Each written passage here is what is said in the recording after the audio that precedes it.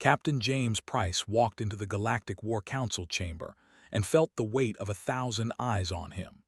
The room was massive, with walls that seemed to stretch forever, made of crystal that glowed with pale blue light. Representatives from the strongest civilizations in the galaxy sat around a table that could fit 100 people.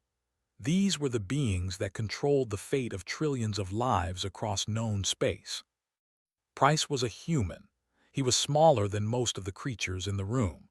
He did not have scales or wings or mechanical parts. He was just a man in a simple blue military uniform, and he was about to ask these powerful beings for something they would certainly refuse. Commander of the Empire sat at the front of the table. His body was covered in deep green scales that reflected the light like polished stone. His head was large, with two massive eyes that glowed amber in the darkness. He had fought in wars that lasted hundreds of years. His military strategies were taught in academies across the galaxy.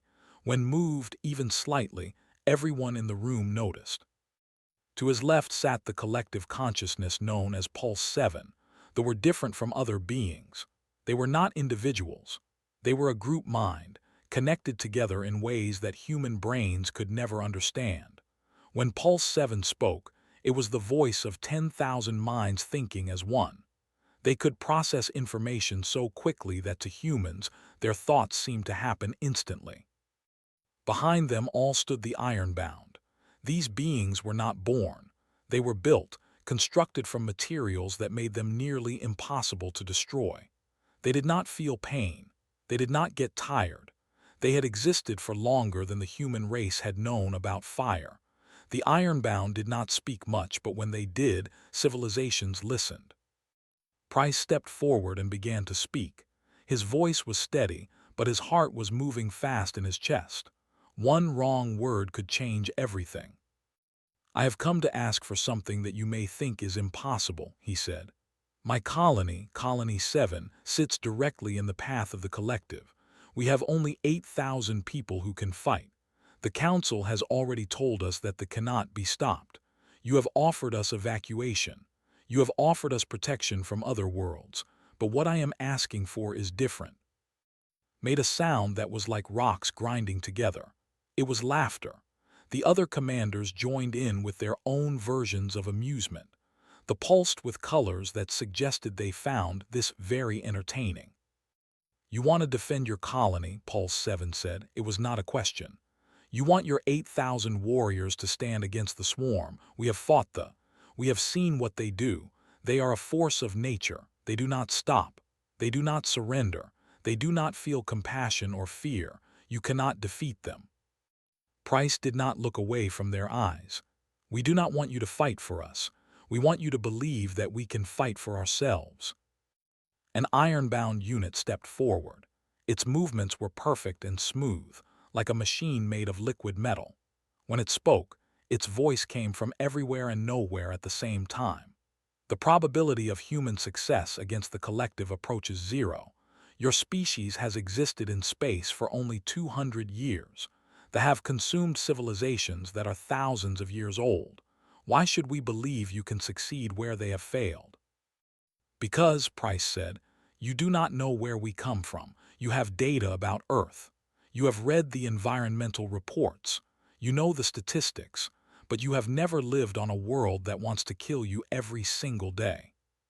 He paused and looked around the room at the beings who controlled the galaxy. "Earth is a harsh world," Price continued. "It has not been kind to humanity. Our sun sends down radiation that burns our skin. We have predators that hunt us. We have storms that tear buildings apart. We have disease and hunger and cold and heat. My ancestors survived all of these things. They survived because they refused to accept death. They survived because they learned to work together. They survived because they never gave up." Pulse 7 pulsed with different colors. "You speak of survival as though it is a skill. It is simply an outcome of luck and circumstance." "No," Price said. "It is a skill. It is a way of thinking. On Earth, you cannot win through force alone. You cannot win through technology. You win by understanding your enemy. You win by changing your plans when you see they are not working. You win by making your team stronger than yourself. These are lessons that every human learns growing up. Leaned back in his seat, the amber light in his eyes grew brighter. You believe that the experience of living on a difficult world has made humans into fighters. This is an interesting theory. However, they are not difficult like your Earth. They are an enemy that does not follow patterns. They do not have mercy. They do not get tired. They will not accept surrender. Then we will not surrender, Price said simply, and we will show you that they can be beaten. The chamber went quiet. The quiet lasted for a long time. Price stood perfectly still, waiting for them to respond. He knew what they were thinking. They were thinking that his colony would die. They were thinking that he was brave but foolish. They were thinking that in the end, humans were not ready for this kind of war. Finally spoke again. You may defend your colony. We will watch what happens. We will send observers to record your last moments. If you somehow survive, then perhaps we have been wrong about your species. If you do not survive, then at least we will understand what they can do when they face something unexpected. It was not the response Price had hoped for, but it was permission to try. That was enough. As Price turned to leave the chamber, he heard speaking again. The commander was speaking to the other representatives, and his voice carried clearly through the room. The human believes that experience with hardship makes warriors. The human believes that his people can defeat the. This is either wisdom or the greatest foolishness I have ever encountered. Either way, it will be interesting to observe. Price walked out of the chamber knowing that he had just promised something that might be impossible. He had promised that humans could stand against an enemy that had never been defeated. He had promised that courage and determination could be enough. He had promised that a species that the galaxy had forgotten to take seriously could become the force that changed the fate of the stars. When he reached the ship that would take him home to Colony 7, he looked up at the stars and understood the weight of what he had just done. Now he had to return home and convince 8,000 people to do something that everyone in the galaxy believed was impossible. He had to convince them to survive. Colonel Hayes sat in the command center of Colony 7 and read the transmission from Captain Price. The message was simple and direct. The would arrive in 8 days. The colony had that much time to prepare. The Galactic Council would not send help. They were on their own. Was a military officer. She had spent 30 years in service to humanity's expansion into space. She had fought against pirates and alien raiders. She had defended outposts in the dangerous regions of the galaxy, but she had never faced something like the. She called together the 7,000 fighters who had volunteered to defend the colony. They gathered in the main meeting hall, a huge space that had been built to hold community events and celebrations. Now it would hold the beginning of something else entirely. Stood before them. She did not smile. She did not try to make them feel better about what was coming. She told them the truth. They are coming, she said. They are a swarm. Each unit is designed to kill. They do not feel fear. They do not feel pain. They do not stop until everything is dead or consumed. The Galactic Council believes we cannot win.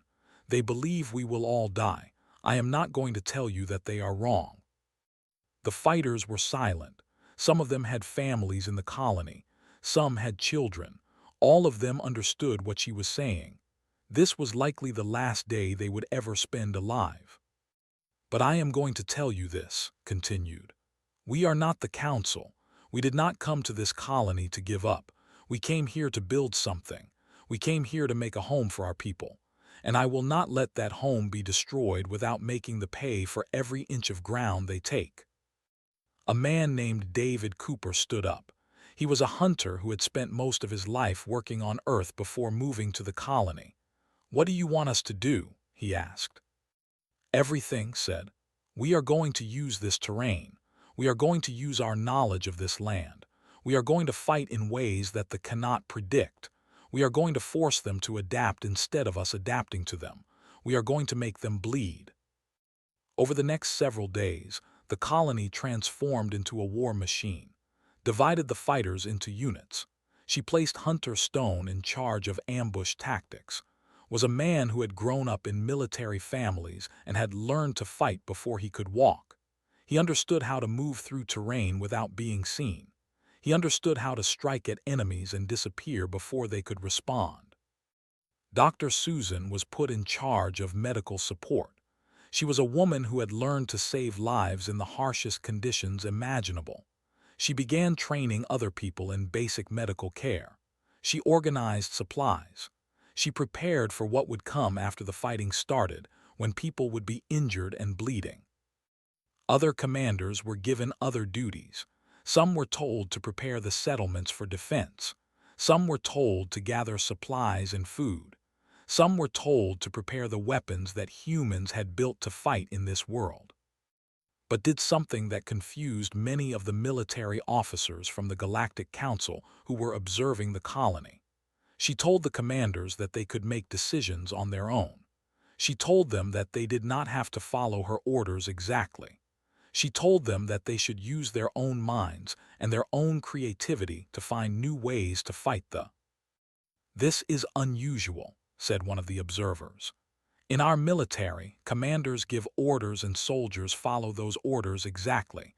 There is no room for individual decision-making. This is how wars are won." Looked at thee and explained her thinking. "Your way works when you know exactly what your enemy will do, but we do not know what they will do. We do not know how they will attack. So I am giving my commanders the freedom to adapt, to change their plans when they see what is happening, to use their intelligence and their creativity to solve problems in real time." The observer looked at her with confusion. "This is very strange. This approach violates basic military doctrine." "Good," said.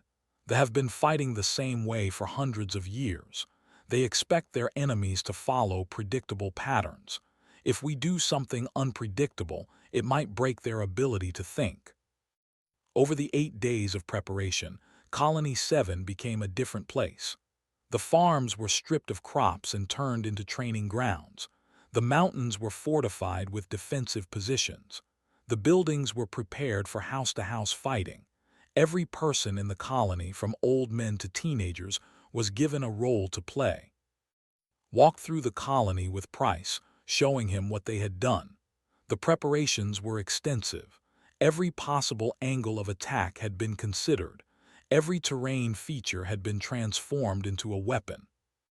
"The council thinks we are going to lose," said as they stood on a high point overlooking the settlement. "They think we are going to lose," Price agreed. "But we are not going to lose," said. "We are going to show them what humans can do when we fight for something that matters. We are going to show them that they can bleed. We are going to show them that experience and hardship and determination can defeat pure force."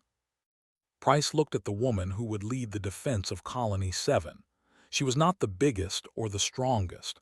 She did not have the most advanced technology, but she had something that they did not have. She had the will to protect her people.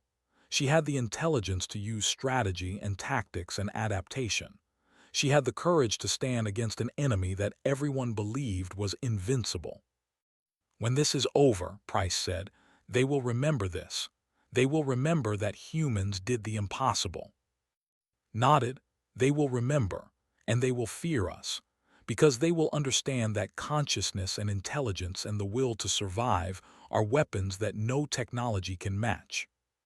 The night before they arrived, walked through the colony one last time.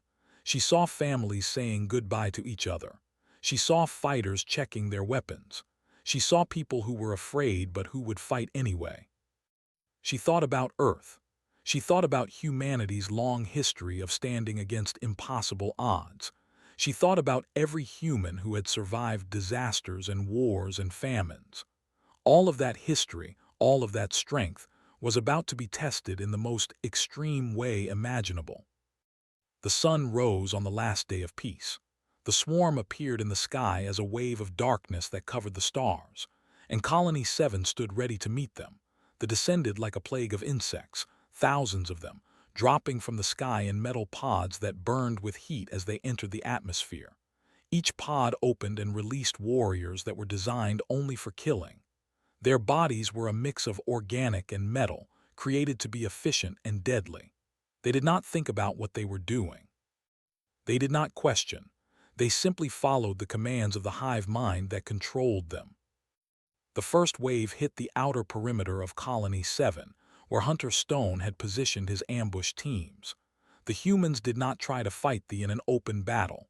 Instead, they used the terrain. They had dug trenches and filled them with obstacles. They had positioned weapons on high ground where they could not reach them easily. They had created a maze of barriers and traps designed to slow the swarm down. When the units entered the prepared battlefield, they ran into the first trap. Rocks rolled down hillsides, crushing units beneath them.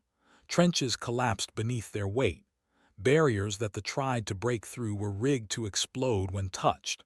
The hive mind controlling the swarm had no experience with this kind of resistance. It was not programmed to deal with tactics that used nature as a weapon. They are not advancing quickly, one of the observers noted, watching from a safe distance. The humans are slowing them down. But knew that slowing them down was not enough. She knew that eventually, the sheer number of units would overcome any barrier. She knew that the humans would have to be smarter than they had ever been in their entire history. As the first wave broke through the outer perimeter, Hunter Stone gave the signal. The human fighters retreated to the second line of defense in the mountains, but they did not run. They fell back in an organized way, hitting them from the sides and rear as they advanced. They struck and disappeared. They attacked supply lines. They isolated individual units and destroyed them before the hive mind could send reinforcements. They began to lose formations. The hive mind was trying to adapt, but it was too slow. For every human soldier, there were 10 units.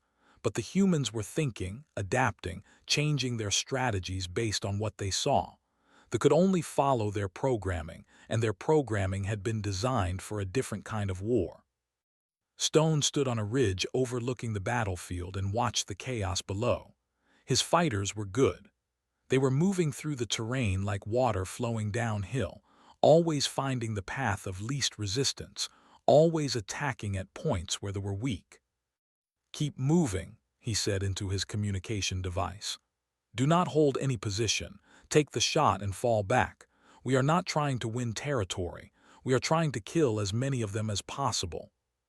But Hunter Stone also knew something that the commanders of the Galactic Council would never have understood. He knew that this was not just about killing units. This was about showing them that they could be killed. They believed that they were invincible. They believed that their hive mind was superior to any individual intelligence. But what they were learning was that individual humans, thinking independently and adapting in real time, could be deadlier than any collective consciousness. By the end of the first day of fighting, they had lost nearly 40% of their landing force.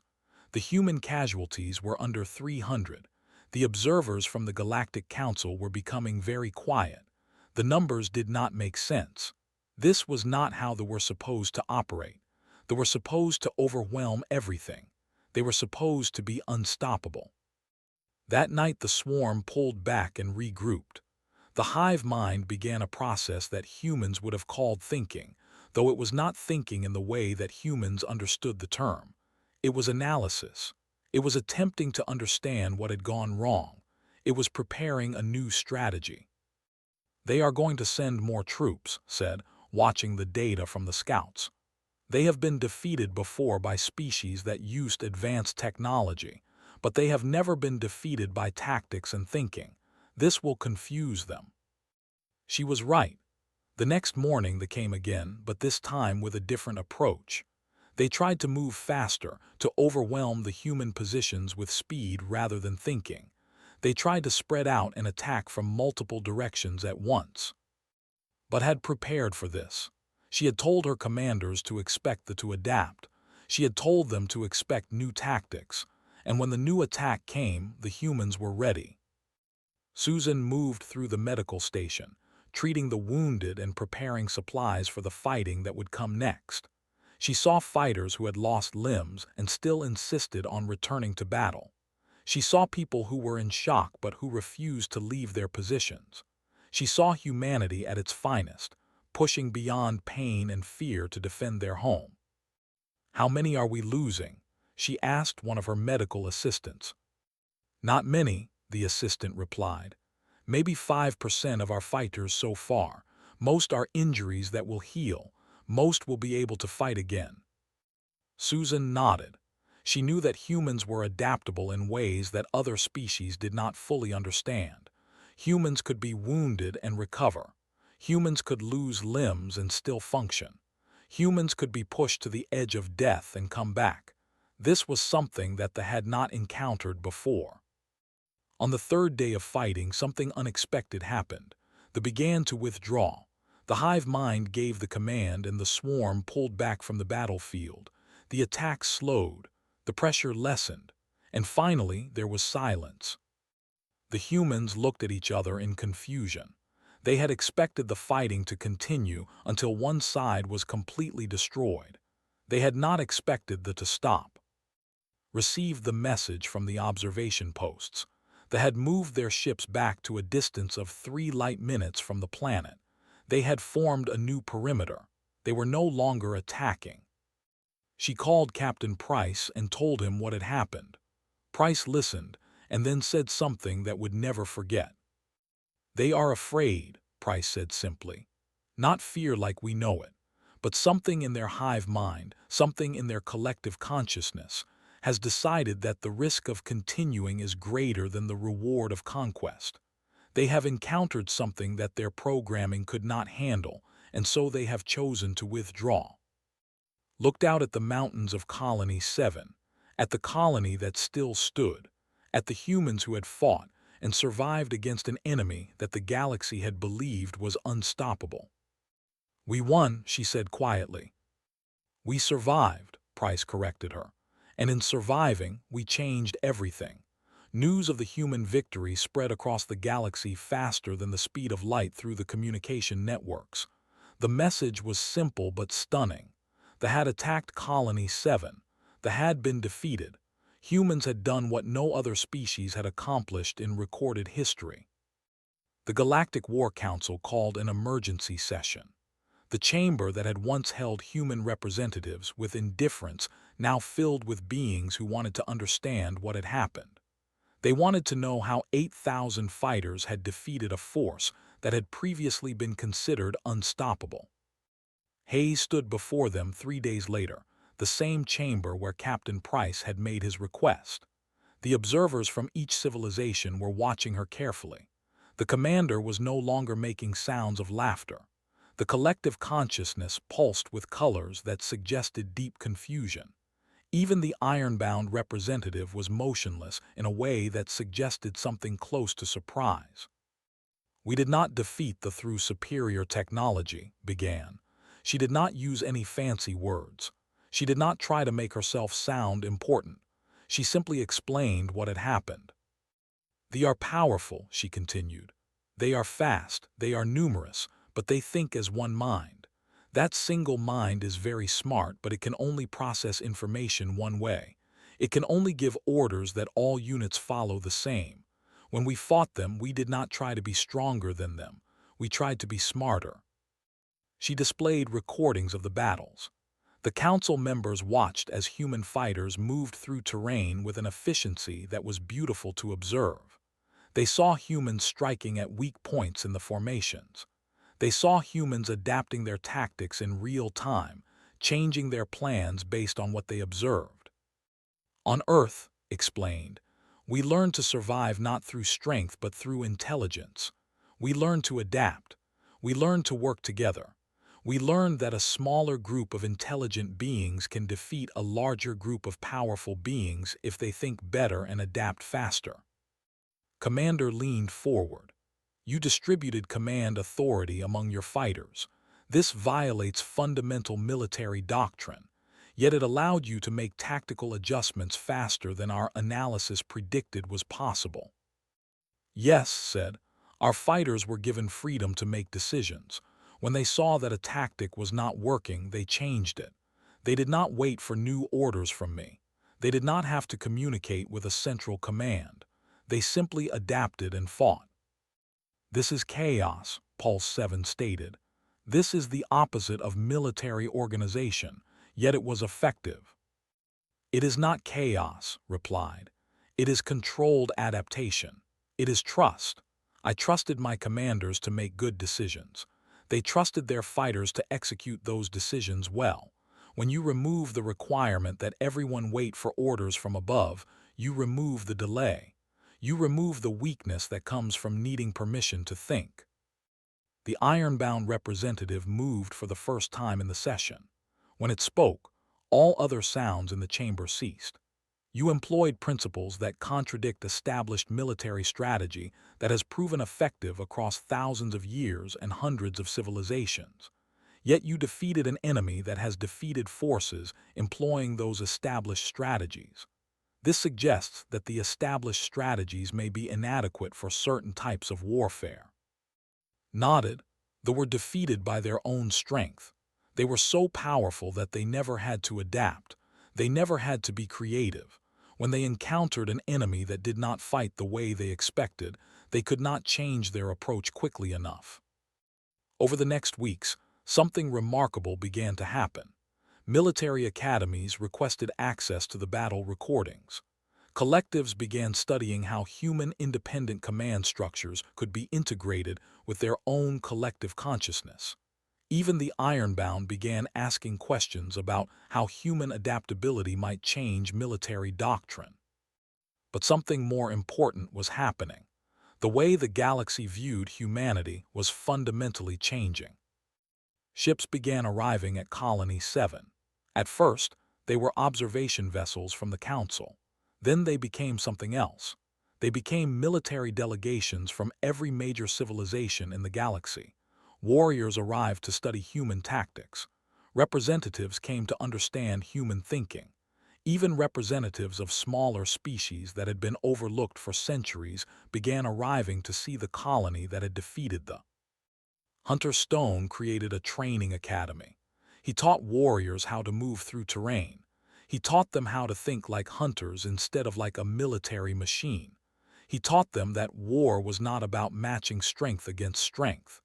It was about understanding your enemy and using their weakness against them. Dr. Susan began writing medical papers about human physiology. She explained how humans could recover from injuries that would permanently disable members of other species. She described the human body not as fragile but as adaptable, capable of healing itself, in ways that other species required technology to accomplish. Captain James Price found himself spending most of his time giving speeches and answering questions. The humans had become famous. They had become something that the galaxy had never seen before, the species that fought back against the impossible and won. But spent her time differently. She walked through Colony 7 and saw the damage that had been done. There were buildings that had been destroyed. There were graves for the fighters who had not survived. There were children who had lost parents and parents who had lost children. One evening, she stood on a hill overlooking the colony, and a young warrior approached her. The warrior's name was difficult to pronounce in human language, so simply called him Stone, after the rocky landscape where they had first met. "Why do you look sad?" Stone asked. "You have won, your colony has survived, your species is now famous throughout the galaxy. Why are you not celebrating?" Looked at thee and tried to explain something that she knew he might not understand. "We did not fight for fame," she said. "We did not fight because we wanted to change the galaxy. We fought because we had no choice. We fought because our people lived here. We fought because we had something to protect." Stone was quiet for a moment. "This is what we did not understand," he finally said. "We fight because we are told to fight. We fight for honor and strategy and the expansion of our civilization. But you fought because you love your colony. You fought because the people here matter to you." "Yes," said. "That is what we understood that the could not understand. That is why we won. We were fighting for something more than victory. We were fighting for home." Stone looked out over the colony and seemed to understand something in that moment. He understood that strength was not the most important thing in a battle. Understanding what you were fighting for was more important. Loving something enough to die for it was more important. The Galactic Council wishes to give you a medal, Stone said. They wish to recognize what you have accomplished. Will you accept this? Considered this for a long moment. Yes, she finally said, but not for myself, for all the people who fought, for all the people who died, for all the humans who understood that some things are worth standing and fighting for, no matter what the cost. 1 year after the defense of Colony 7, the Galactic War Council unveiled a monument on Prime. It was the first time in 3,000 years that a single species had been honored with a memorial by the full council. The monument was made of materials that would last for billions of years. Carved into its surface were the names of every human who had died defending their colony. Hayes stood before the monument with Captain James Price. They read the names together, and for each name, they remembered a face and a story. There were 532 names, 532 humans who had decided that defending their home was worth dying for. The Council wants us to teach other colonies, Price said. They want us to train human fighters across the galaxy. They want to understand how we think. Nodded. She had already been approached with the same request. Military academies from every major civilization wanted human instructors. They wanted to understand the principles that had defeated the. Can you teach what we did? Price asked. Can you teach someone to fight like we fought? Thought about this carefully. You can teach tactics and strategy, she said. You can teach people how to move through terrain and how to think about the battlefield. But what you cannot teach is what we had. You cannot teach someone to love something enough to die for it. That has to come from inside. That has to come from knowing that something matters more than your own life. In the months that followed, something remarkable happened across the galaxy. Human military advisors arrived at colonies and training facilities. They taught their methods to warriors and strategists, and even the ironbound, though the ironbound had to modify the human teaching methods to work with their different way of thinking. But more importantly, the way that civilizations approached warfare began to change. They started giving their commanders more freedom to make tactical decisions. They began experimenting with distributing their collective consciousness into smaller groups that could think and act independently. Even the ironbound, whose entire civilization was built on rigid order and perfect execution, began to see the value in allowing some degree of variation and creativity. Hunter Stone's training academy became famous across the galaxy. Thousands of warriors from hundreds of different species came to learn how humans fought. They came to understand how a small group of intelligent beings could defeat a much larger force through superior thinking and adaptation. But Stone never let the trainees forget the most important lesson. He would take them to the spot where the first units had landed.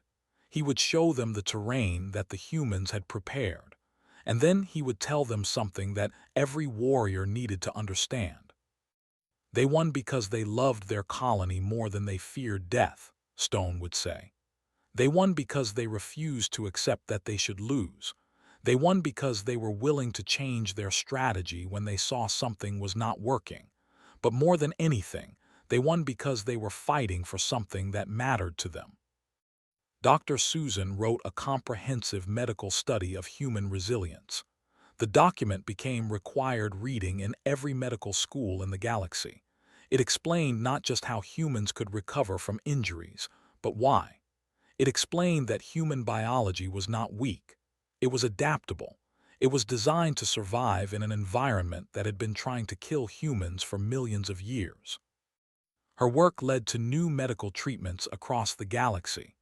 Other species began incorporating human medical principles into their own healthcare systems. Children born with conditions that would have been fatal suddenly had hope for recovery. But perhaps the most important change came in how the galaxy viewed intelligence and strength. Before the defense of Colony 7, strength was measured in terms of military power and technological advancement. After that defense, strength came to mean something different. It came to mean the ability to think and adapt. It came to mean the willingness to face fear and continue fighting anyway. It came to mean the capacity to care about something more than yourself.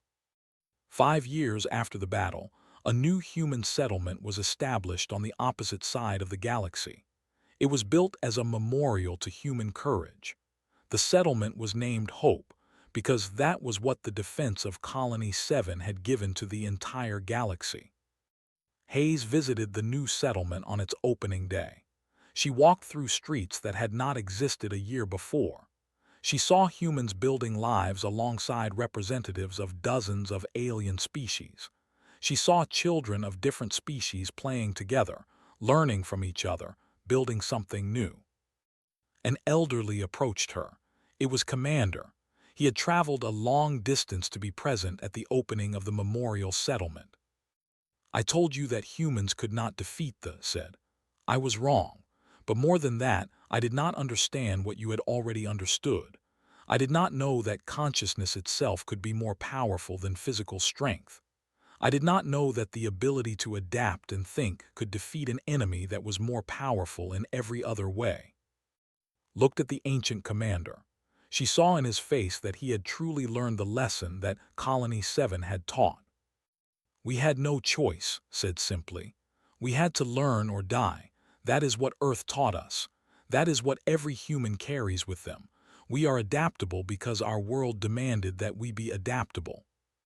Nodded slowly. "And in learning that, you have changed the entire galaxy. You have shown us that strength is not always what we thought it was. You have shown us that intelligence and will can defeat force. You have shown us that the most powerful weapons in any war are not made of metal and energy.